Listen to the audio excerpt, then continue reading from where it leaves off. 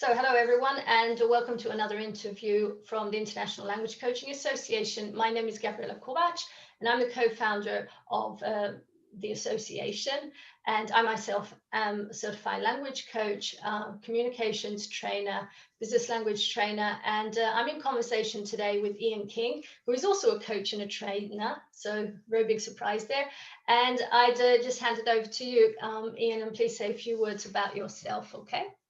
Thank you very much, Gabriela. All right. So my name is Ian. As you know, I'm based in Paris, France. I've been living in France now for 25 years. So I'm at least kind of half French these days, I guess, originally from the UK. My story, if you like, is that I came to France just after graduating. I studied French, no idea what I wanted to do, except that I wanted to stay in the world of, I was comfortable with the world of languages and learning languages. No great desire to join a big company or sign up for a career at the age of 23. So I came to France. I had an opportunity to come to France to work at Nice University as a junior language teacher, basically. Discovered the world of French universities, stayed there a couple of years before coming to Paris and starting to work as a language trainer, corporate language trainer. So I spent about 15 years working as a pure, if you like, language trainer. Can I talk about the name of the company? I worked for a company called Westmill, which used to be quite a nice big company, a very successful company at one time, and was quite innovative and hired all sorts of people with unusual profiles, not pure teaching profiles or pure language TEFL profiles. So we had lots of different types of people working for the company. It was fascinating. And because it was expanding, they gave opportunities to people like myself to very quickly get involved with other projects other than pure teaching.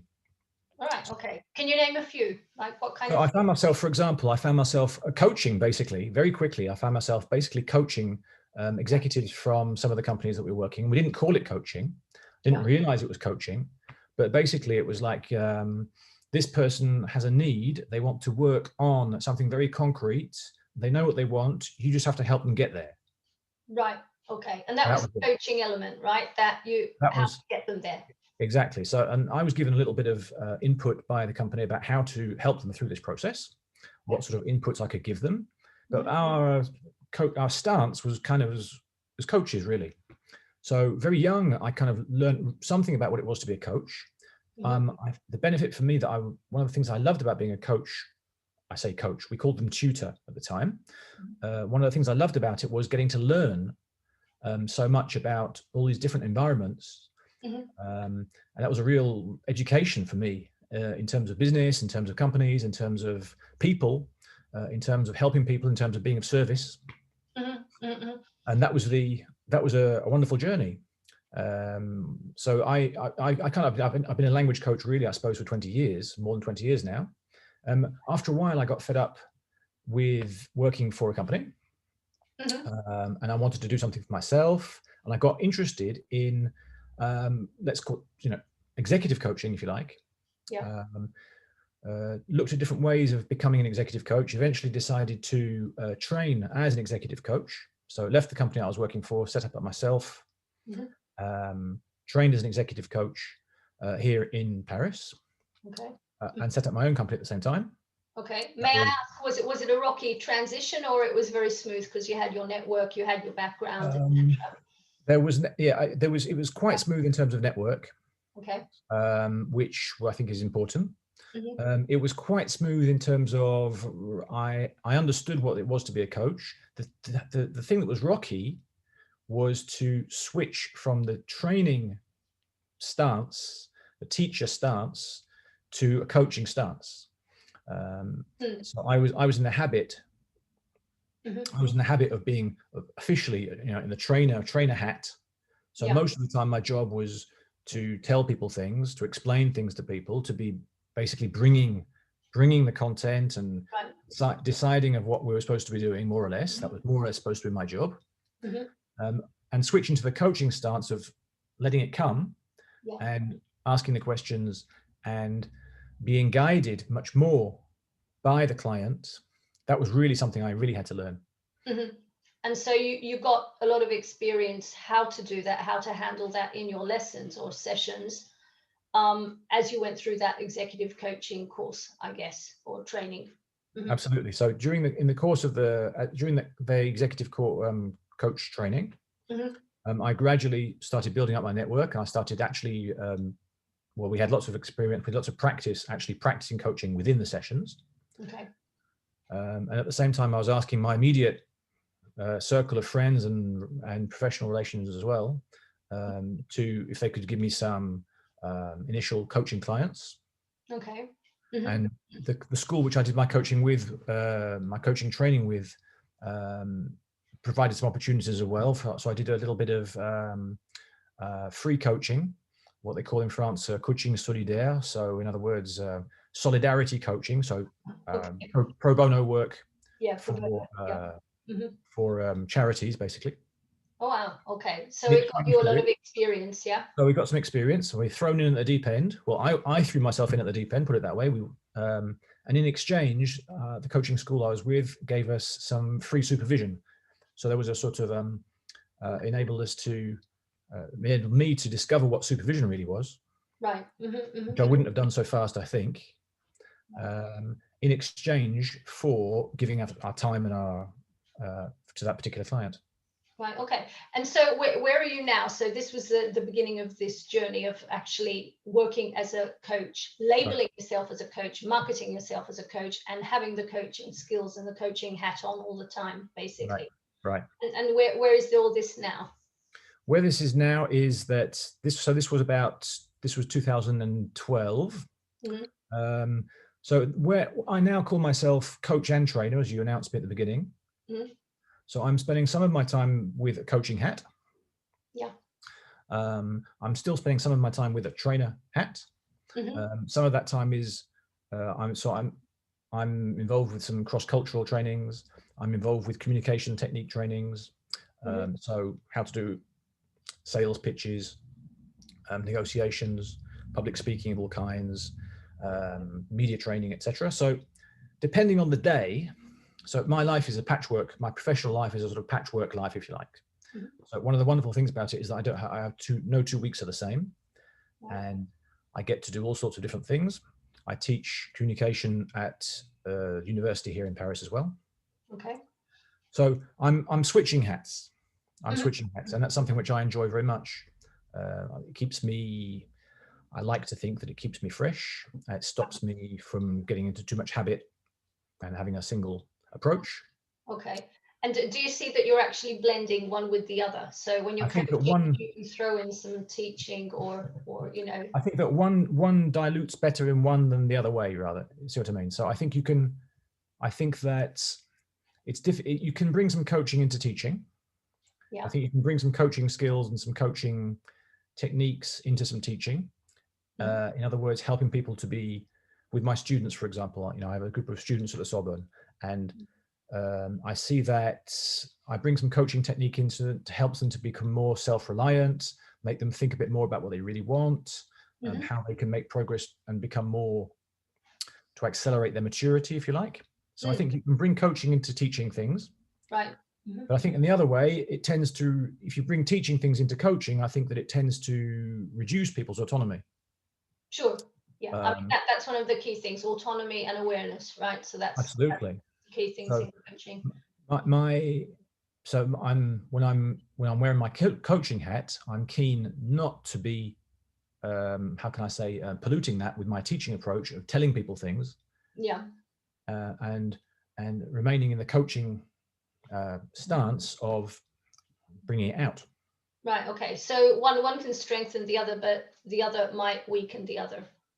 Indeed, that's how I understand it. Yeah, absolutely. Right. Okay. Fine. Yeah. Okay. Let's move on. So in your specific context. Yeah. So how does it work for you? What's going on there? In my specific context, well, I live and work in France most of the time. Before this wonderful COVID period, I was traveling around a bit more. So sometimes in neighboring countries in Europe, but most of my business is in France. Yeah. And people's, in terms of language coaching, I think that in France people are pretty open to the term to being coached once they've understood it. Okay. Because coaching has a reputation which among professionals, coaching has quite a good reputation now in France. Okay. Mm-hmm. In the general population, if you say you're a coach in France, then people are a little bit suspicious. Some people are still a little bit suspicious of it, because coaching has a reputation of being it's, you know, in some circles it has a reputation of being a bit sort of snake oil, a bit people are a little bit suspicious of what, you know, gurus. They're very suspicious in France of gurus and anybody who might be manipulating a member of a sect or anything like this. It's something which is very quickly explaining something which could be done in a more practical way, maybe. So yeah, and they're suspicious. They're very suspicious of potential manipulators, etc., etc. So, so one has to be careful about how you position yourself, how you present yourself. It's important to show your credentials. And make sure that people know that you've been trained properly in a respectable institution, that you are supervised, etc., etc. So that's really important. Okay.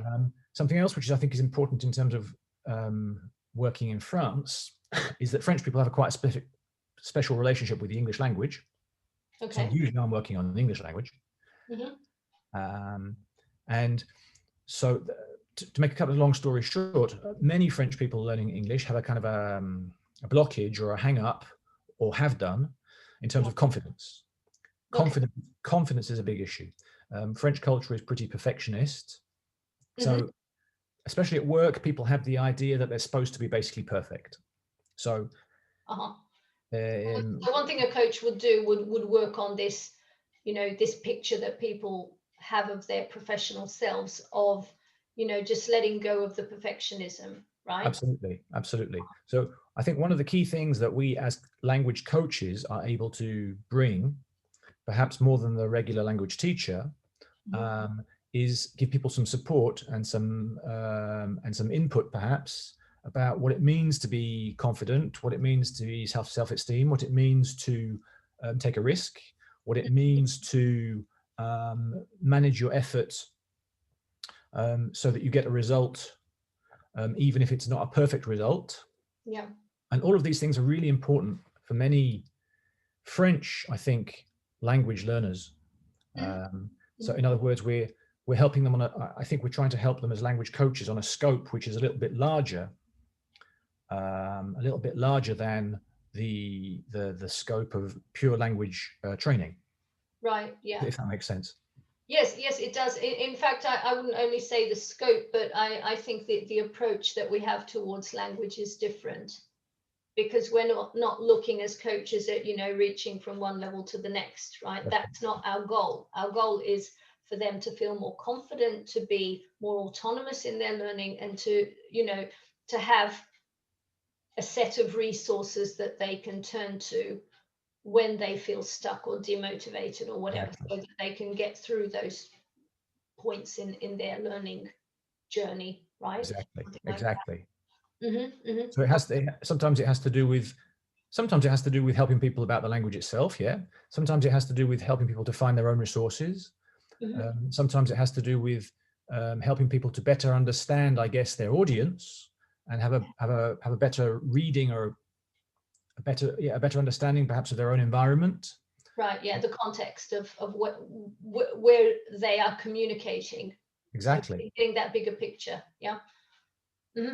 Yeah. I think that's really important. I mean, in the work that I've done with my clients, one of the things that are very recurring is that they believe that there's only one perspective for everything that they do in the target language, which for me is English. I'm with clients who want to learn English, and they're completely fixed with, first thing, the perfection, and the other thing that regularly comes up is that they're not good enough. You know, they're just not good enough, and they don't have the talents or the skills, you know. So these are things that people would be working on, and also to understand the other point of view. So as you said, the audience, so the receiving end of their communication, and what they could do to better not only understand, but to better communicate because of that understanding. So what changes for them? Like when you're giving a presentation, even if it's online, you know, obviously a lot of online now,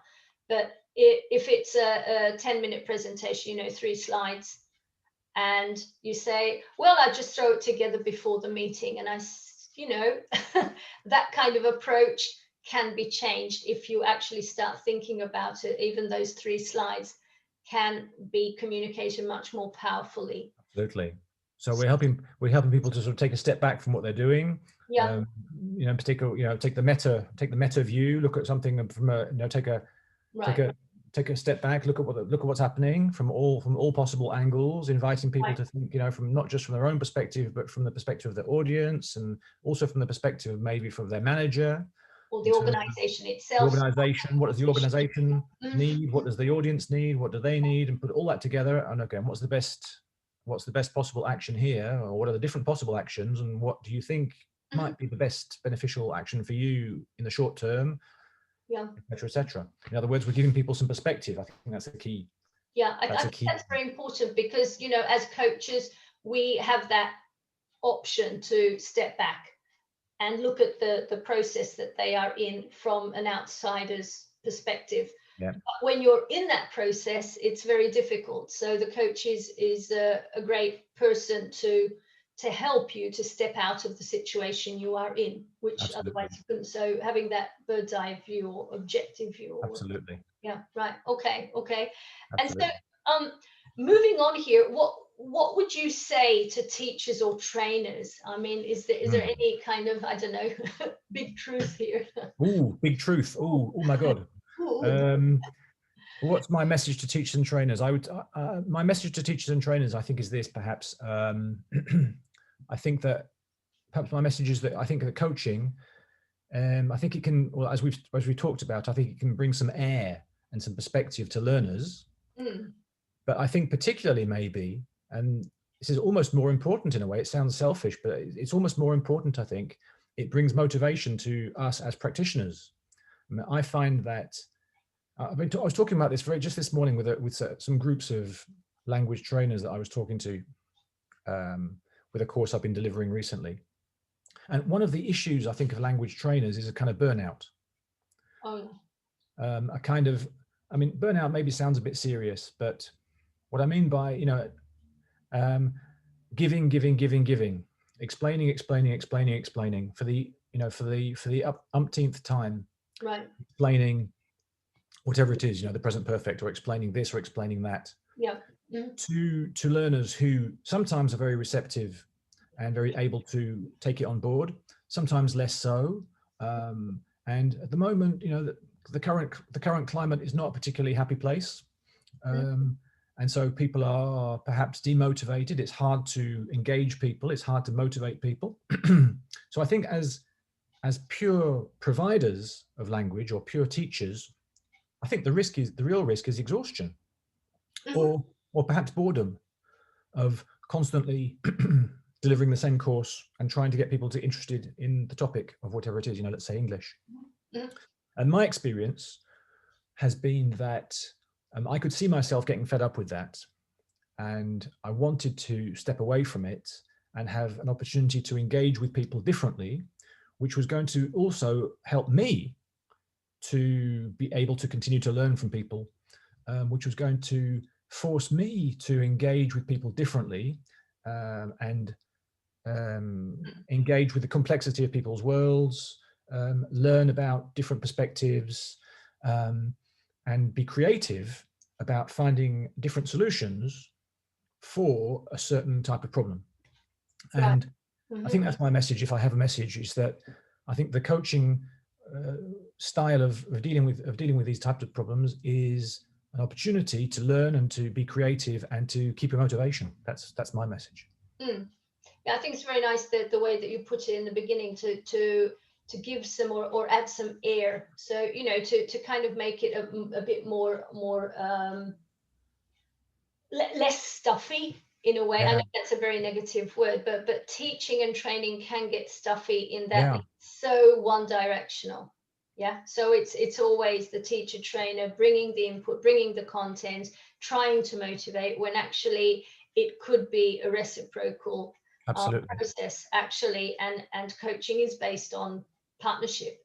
So I think that's one of the key things that you can build the whole, the rapport, the communication, the models, the procedures which you have in coaching, all based on that fact that it's based on partnership. Whereas in teaching training, that's not quite the issue. So Yeah. that's one thing that can lead to burnout. And I think, yeah, it's a serious word, but it's a serious issue. And I think it's been strengthened, unfortunately, due to COVID. Probably. So it's not helping at the moment that everything is online. And I think coaching there again can really support the learners in a completely different way. So it adds a dimension to the teaching training by, bringing a bit more awareness, bringing a bit more of the, what I call a holistic approach to what's going on. And I think that's a very nice touch that coaching can do. Yeah. Absolutely. Right. Okay. I think we can agree on that. Okay. Any parting ideas? Anything that you'd like to add here? Perhaps one other thing, something which I think is really important. Excuse me, I've got a frog in my throat. I think one of the key things, perhaps, of this is not something we've talked about so far. Perhaps is if one is, when one is kind of reinventing oneself as a language coach rather than language trainer, perhaps something to think about is what's your singularity, what's your particular strength, what's your particular approach, what's your particular style, what area do you really work on, what type of requests are you specialized on, what do you really bring, what's your unique badge. Yeah. Because one of the things in France, at least, the coaching market is quite a crowded market in France. Okay. And there's almost too much work, really. Not enough work for all of the coaches that there are in France. Right. Okay. So you have to niche down. You have to niche down, absolutely. And I think that's really important. One of the messages to give to people when they're thinking of adding a coaching approach to their work, or perhaps reinventing themselves, is to spend a bit of time thinking about, how you're going to brand yourself, how are you going to put yourself out there, what type of work would you like to get. And one of the nice things that I've discovered about the world of coaching is that basically you get what you ask for. In other words, you put, I have colleagues who have a bit of a sort of a mystical approach almost to this. They say, you ask the universe for something and it gives it back to you. That's not exactly my language, but I would say that, it's true that the more you put out there and you tell your clients and you tell the world of LinkedIn, or you tell, whatever it is, what you hope to, what you'd like to do, the type of work you'd like to get, that tends to come back to you. Right. So, for example, if I specialize in academic writing, then I can coach people to be better academic writers or pronunciation coaches. There are a lot of and I think it's very important to be clear on what you do and ask. And one of my great surprises and joys of being a coach is that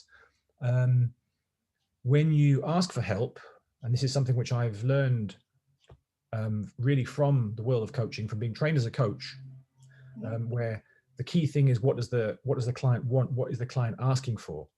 In the same way, as coaches, I think we can ask our networks, we can ask our clients, we can ask our friends and relationships around us to give us recommendations, to find us jobs, can you put me in touch with this person? Can you put me in touch with another person? In other words, it's possible to develop your own clientele, to develop your own business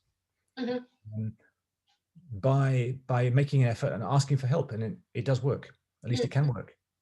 It can. And it touches upon something which would take us, I think, very, very far. But just commenting on this, I think teachers and trainers also have to get accustomed to the fact that, yes, they can ask. So it's not always giving, right? So it's also a business mindset that they have to start thinking differently. Exactly it. It's not like I'm a jack of all trades, I'm an English teacher, but I specialize in this, and this is the kind of client that I'm looking for, because those are the kind of clients I can support best. And so you have to ask for that. You can't just sit and wait for that to happen. That's exactly it. That's Right. exactly it. All right. Okay. I think we're going to be closing on a very positive note here for a lot of teachers and trainers. Thank you very much for the interview. Thank you for your time, Ian. It's been a pleasure.